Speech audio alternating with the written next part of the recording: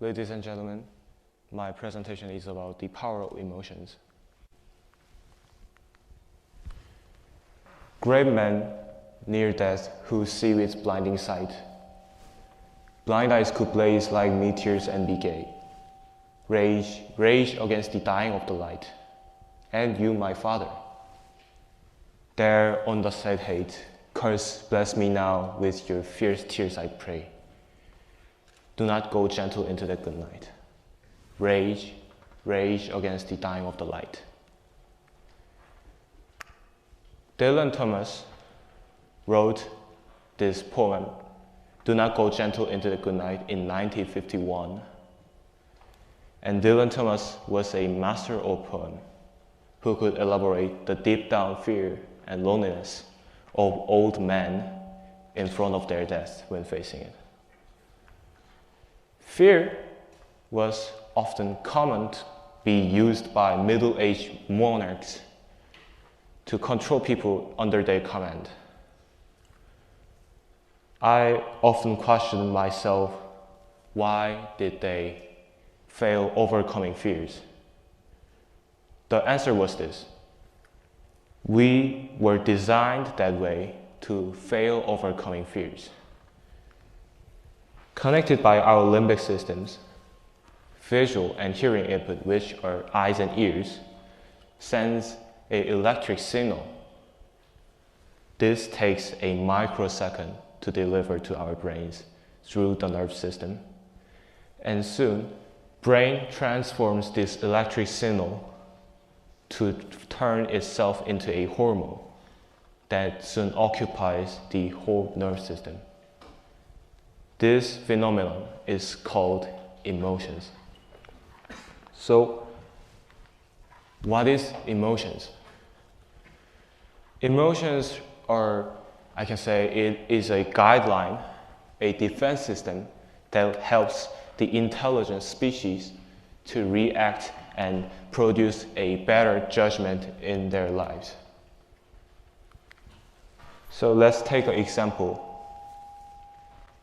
People 4 million years ago lived in uncultivated areas, fields, caves, those dangerous places without security. People 4 million years ago often encountered very dangerous beasts like tigers, lions, even panthers. But if there was no emotions exist, what would they do?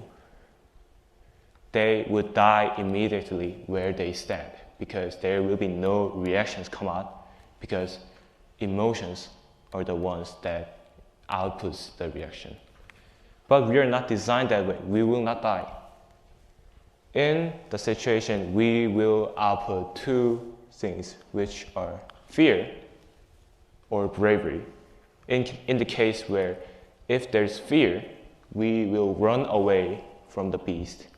If there's a case when bravery comes out, we will fight against the beast as a whole because we are in a community. Either way will improve our possibilities to survive in the situations. However, we're not living in those uncultivated societies now. We live in 21st century, and this world is the most secured and safest world that ever existed. The educational, technological, and medical advantages and the progress provided us a great knowledge, this tremendous amount of information, and research about the emotions were one of them. Famous psychologist and scientist James Lange wrote a research paper in 1881, the James Lange theory. This often came out in SATs and TOEFL readings or writings too.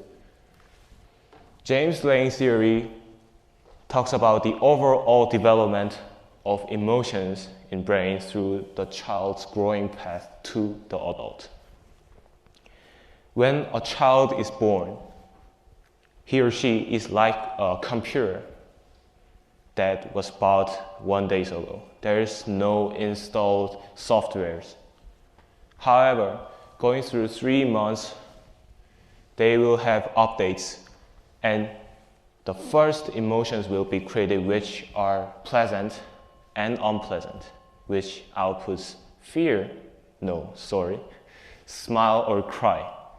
However, within 6 months, as I said, fear, the common ones, come out.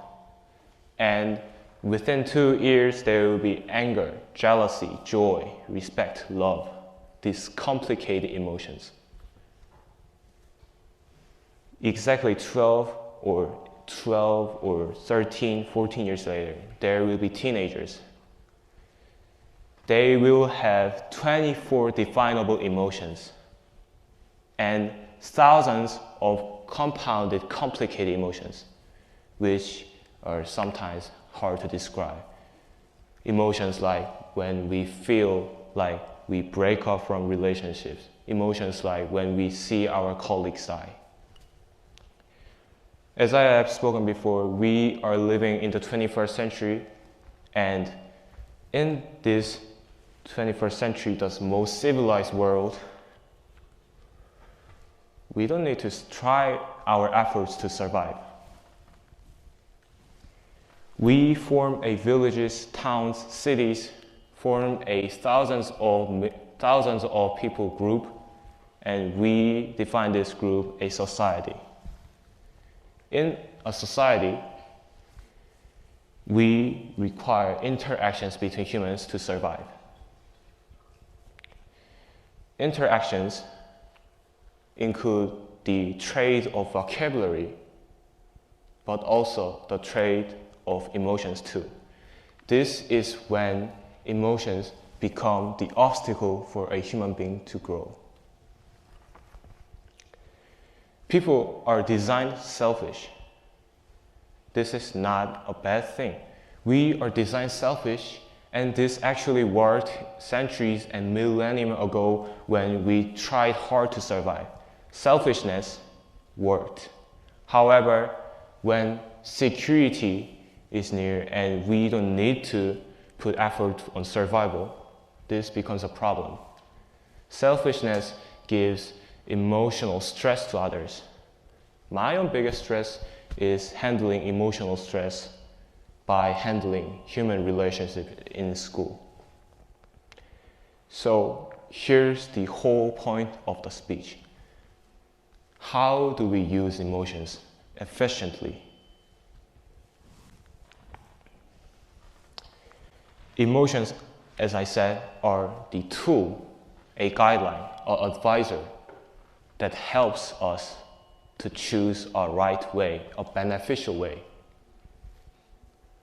Then, if an emotion is an advisor, just simply ask your advisor, because advisors can have mistakes too sometimes. They don't bring you to the right judgment in always circumstances. So, by asking emotions, such as ask yourself whether this emotion is correct in this situation or not. By asking the situation and emotions, you will get a better result and beneficial choices. The power of emotions were reinforcing your reasons and logic. Get your logic and reasons by questioning the emotions. This was about power of emotions, and my name was Sewon. Thank you.